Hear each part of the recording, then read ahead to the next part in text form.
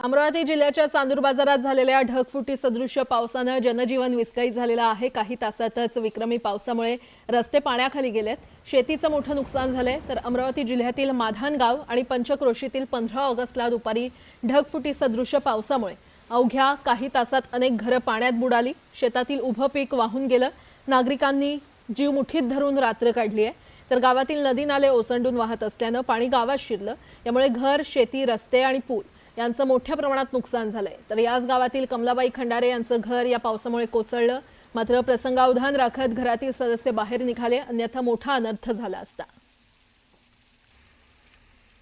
सगळं आमचं ह्या पोरीचे हे होतं, पोरगी इथं आहे तर तिचेही दागिने होते त्याच्यातच सगळे, तेही गेले सगळे। आता विधवा पोरगी माई 4 वर्षापासून मी पालून राहिली, जवाई वारला ॲक्सिडेंट, ते लहान लहान लेकरं 2 काय करा मग आता आम्ही।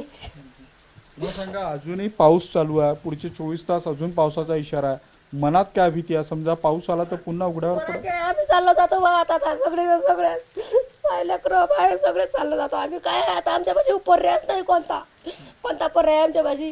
आणि हे जर पडलं पावसाला तर कुठं राहावं आम्ही?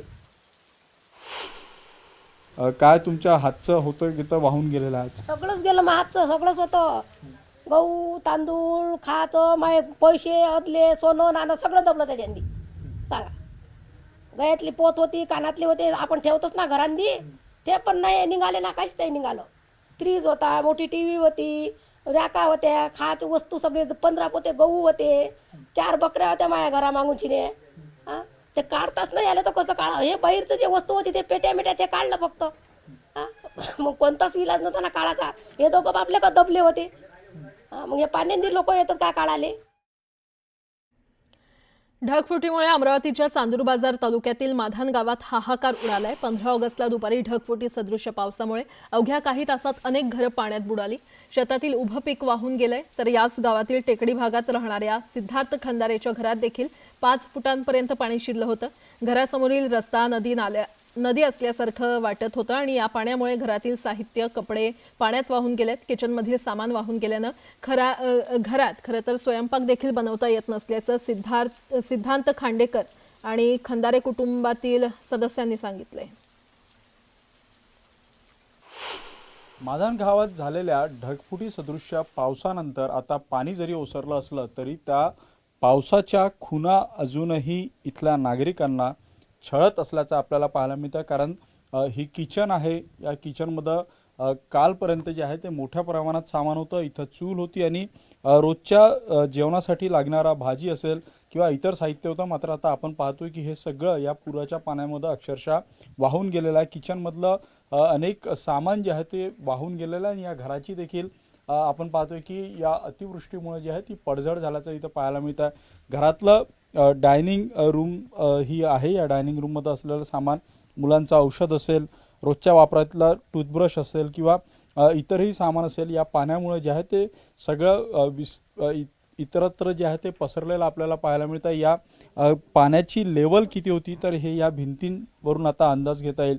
पाण्याचा जोर किती होता तर हा दिवाण जो एका बाजूने होता तो पावसानंतर आता आपण पाहतोय की अस्तव्यस्त झालेला आहे। कूलर स्टँडवरून जे आहे ते खाली आलेलं आहे आणि एकूणच काय तर घरातल्या सगळ्या सामानाची नासधूस झालेली आहे। घरातले भांडे अक्षरशः वरपर्यंत म्हणजे 6 ते 7 फूटपर्यंत वरतं पाण्यात तरंगत होते आणि ते तरंगत असल्यामुळे छतावर जे आहेत ते जाऊन इथं अटकलेलं आपल्याला पाहायला मिळतं। या घरात राहणाऱ्या लोकांशी आपण संवाद साधूया। मला सांगा, काल ज्यावेळी हा दुपारी पाऊस झाला त्यावेळी तुम्ही काय करत होते, काय स्थिती होती? आता तुमच्या डोळ्यासमोर जर ती स्थिती आली तर काय भीती तुमच्या मनात? ते एकदा अचानकच हा पाऊस आलेला आहे, आम्ही इथे दारामध्येच उभं होतो, ते पूर पाणी पाहता ते पाणी एकदम घरामध्ये आलं आणि आम्हाला काही सूचना असं झालं, आम्ही जे काही वस्तू होती ते इथंच ठेवलं आणि दार बंद करून आम्ही बाहेर बाजूला गेलो। त्याच्यानंतर सर्व आमचं गहू, धान्य, डाळ, तांदूळ जे काही होतं ते सर्व भिजलेलं होतं, आमचे कपडे पण भिजले आणि सर्व भांडे गिंडे सर्व वाहत गेलेले आहे। तुम्ही या आधी असा कधी पाऊस पाहिला होता का तुमच्या आयुष्यात? कधीच नाही पाहिला असा पाऊस, कधीच पाहिलेला नाही। फक्त आलेला होता 2014 मध्ये आला होता पाऊस, त्यामध्ये बाळ लहान होतं तेव्हा आलेला होता पाऊस, पण इतका पाऊस आम्ही पाहिलाच नाही आजपर्यंत। हा, तुमच्या घरातलं सगळं अन्नधान्य, तुमचे कपडे वाहून गेले? हा, सगळं अन्नधान्य, डाळ, तांदूळ, गहू सर्व ड्रम भरलेला होता 2-2.5 क्विंटलचा, तो पाण्यामध्ये तरंगून पूर्ण खाली सांडलेला होता, तो पूर्ण बाहेर गेला, वाहत गेलेला आहे. काय पाहिलं तुम्ही आता? तुम्हाला ते सगळं आठवून भीती वाटते म्हणा. आता भीती कशी, आता अनाथ गेलो, आता आमच्या घरी दाना नाही तर आम्ही खावा काय? गहू गेले, तांदूळ गेले, डाळ गेली, लेकराचे पुस्तकं भांडे काय करा सांगा. आता आमच्या गरिबी परिस्थिती. प्रशासनानं आणि सरकारकडनं लक्ष द्यावं आणि यांना जी मदत आहे, जी काही शासनाच्या निकषाची मदत असेल ती लवकरात लवकर करण्याची मागणी जी आहे ते या नागरिकांकडून इथं केली जात आहे. व्हिडिओ जर्नलिस्ट प्रशांत मोहितेसह उदय तिमांडे, न्यूज 18 लोकमत, नागपूर. नांदेड जिल्ह्यात अनेक नदी नाल्यांना पूर आलाय. नांदेड शहराजवळच्या पासदगाव येथील आसना नदीला पूर आला. पुराचं पाणी पुलावरून वाहतंय आणि त्यामुळे नांदेड मालेगाव दरम्यानची वाहतूक बंद करण्यात आली आहे. नदीकाठच्या हजारो हेक्टर शेतात पुराचं पाणी मोठ्या प्रमाणात साचलंय आणि त्यामुळे पिकांचं मोठं नुकसान झालंय.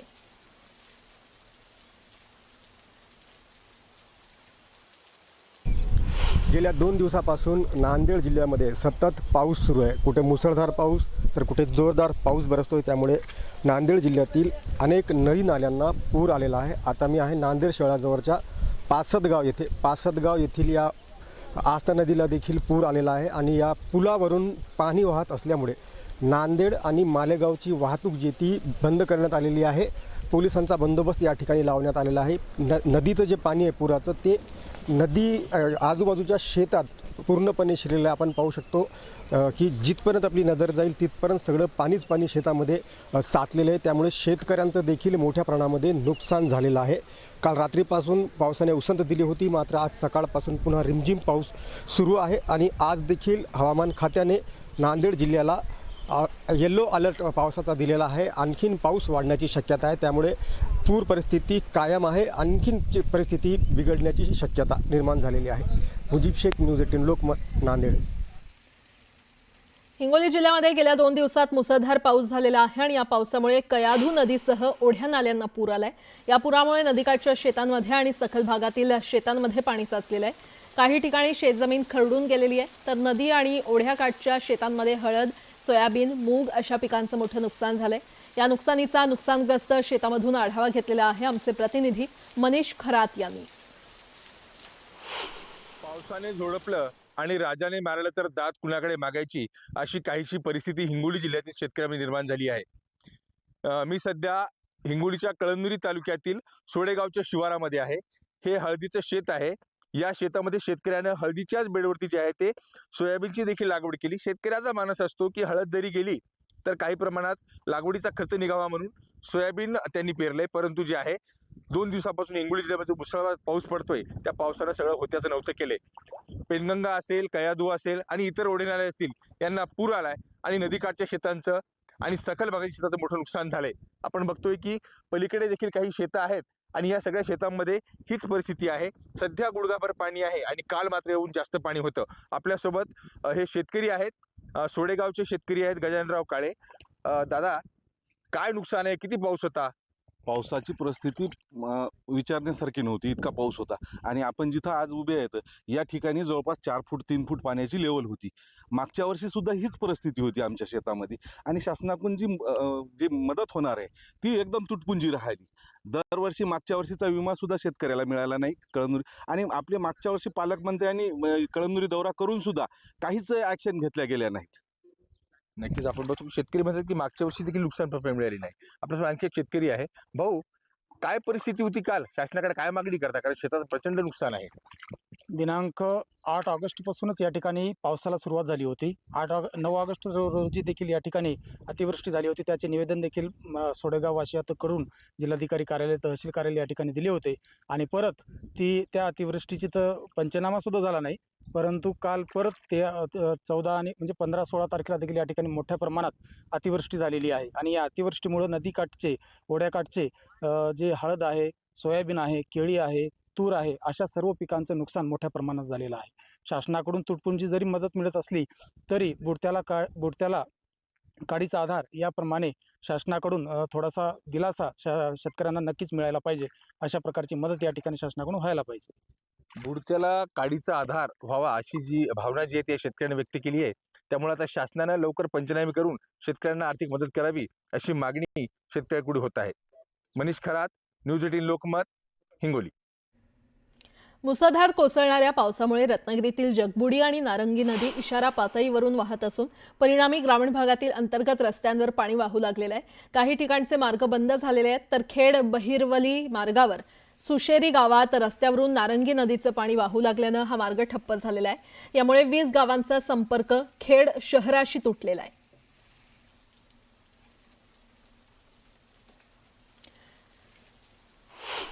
वर्ध्याच्या कारंजा तालुक्यातील एकमेव असणारा खैरी इथला प्रकल्प ओव्हरफ्लो झालेला आहे. प्रकल्प ओव्हरफ्लो झाल्यानं कारंजा तालुक्यातील पिण्याच्या पाण्याचा प्रश्न निकाली निघालाय आणि याच प्रकल्पावरून शेतकऱ्यांना सिंचनासाठी पाणी दिलं जातंय. त्यामुळे शेतकऱ्यांच्या सिंचनाचा प्रश्न मिटल्यानं समाधान व्यक्त केलं जातंय.